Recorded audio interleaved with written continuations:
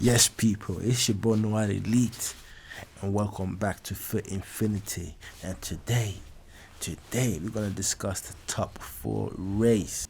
And without any further ado, I will go through the top four, the teams that are battling for that spot, and I'm gonna narrow it down to my prediction as well at the end of the video. So stay tuned.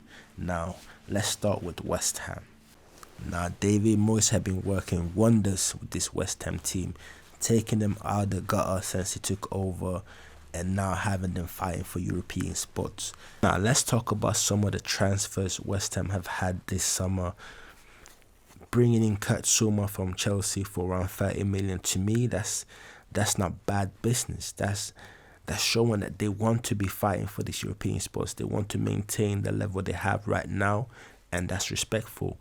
Nikola Vlasic is more of it was a risk because he is not a luxury player, but a player that thrives of playing in an attacking system, a more dominant system. He's a ball playing midfielder that likes to get at the end of it to be in the final third and so on. So I think this move will hinder him, similar to how it affected Dimitri Payet at a certain extent, Felipe Anderson. West Ham did not get the best out of these players that are more flair attacking players. We can see also how Fornals been struggling a lot, but it's early. I'm not gonna write him off Vlasic already. He's still young, 24, so he got time. I just don't think he got time at West Ham.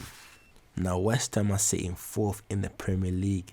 Even though they play more games than some of the other contenders for the top four spot, that's something we have to respect. They are definitely overachieving this season. I just don't think that West Ham have enough to keep that fourth spot from now until the end of the season. So when the other teams eventually catch up, I think that fighting for Europa League is nothing to be ashamed of in West Ham's case. And now let's move on to the team that are currently in fifth, and that's Arsenal. We all remember the times when Wenger used to convince the world football that finishing in fourth was equating to a trophy. Now, Arsenal have not been in the Champions League since the infamous 10-2 on aggregate against Bayern Munich in 2017. Now, Mikel Arteta also got backed this summer heavily by the likes of Ben White from Brighton, the centre-back. Martin Odegaard secured the deal from Real Madrid. Aaron Ramsdale, goalkeeper, coming in for Sheffield United. Tomiyasu coming in from Bologna to replace Bellerin. And Sambi Lokonga, a young central midfielder. For the season, I could not see Arsenal challenge for top four. But seeing how the other teams have been falling off, surely the priorities have to be changed by now. Arsenal are also out of every cup competition this season and can only focus on the Premier League compared to United and West Ham. So that's a big advantage in itself. But I think the lack of activity in the January transfer window will be the downfall for Arsenal. Not only letting Aubameyang go to Barcelona, but failing to replace him, being rejected by Dusan Vlahovic, who chose Juventus over Arsenal, and also failing to meet the required 70 million release clause for Alexander Isak. Nketiah and Lacazette are not players you can rely on if you really want to get that top four. Even though Saka, Martinelli, Odegaard, Smith Rowe are very, very talented and technical players, you need that up front finishing deadly killer. You are not City. You can't play with a false nine, trust me. I think Arsenal would try it. Pepe a false nine, Martinelli a false nine, but they just don't have the quality. And I also question the midfield. I don't rate Xhaka. Lokonga has been here and there. He's still young. Partey, no excuses. I think he's been a bum. You just can't rely on so much youth. And eventually the senior players will be able to let down. And I can see Arsenal playing Europa League next season, to be honest. Now, next is Manchester United, currently sitting sixth in the Premier League, and definitely the biggest disappointment out of all the contenders for top four. Now, it all began in the beginning of last summer when United started to protest and they really had enough of the board. Now, after finishing second in the league and losing the Europa League final to Villarreal on penalties, it was really up to United to step it up and to compete with Liverpool and City for the crown. Now, after signing Sancho from Dortmund, Varane from Real Madrid, and getting bullied to sign Ronaldo after he quote-unquote threatened to go to Man City, surely United now have to compete with the big boys, with the big dogs for the trophies.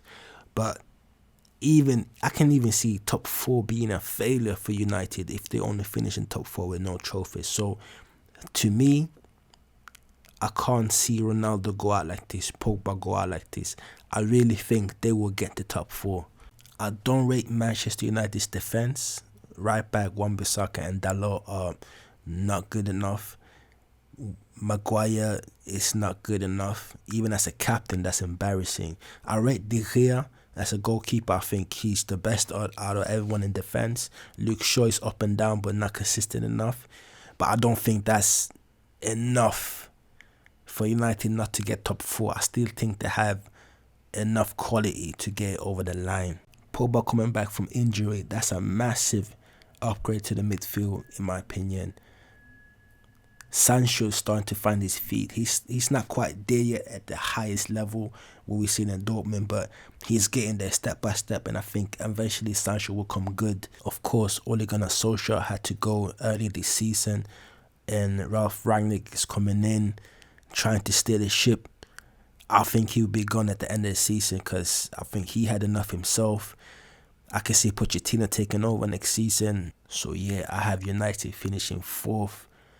And now over to Tottenham and their prediction. Now, sheesh. Tottenham is a bit of a sticky one. Obviously sacking Nuno Espirito Santos in the beginning of the season. Bringing in Conte, Harry Kane. Had a gentleman's agreement in the beginning of the summer to leave. He was destined to head over to City. But that didn't happen. And he had a bit of a shaky start. And I think that's shaking up Tottenham in general when your main player is not there mentally. And Ndombele, the most expensive player in the history of Tottenham, deciding to go back to Lyon. Dele Alli and Lo Celso also offloaded from Tottenham. Tottenham don't have a bad team, but I just don't see them leaping over West Ham, Arsenal and United. Even though they have games in hand, I think it's a big ask, and this is a challenge Conte usually don't end up with, playing the underdog card.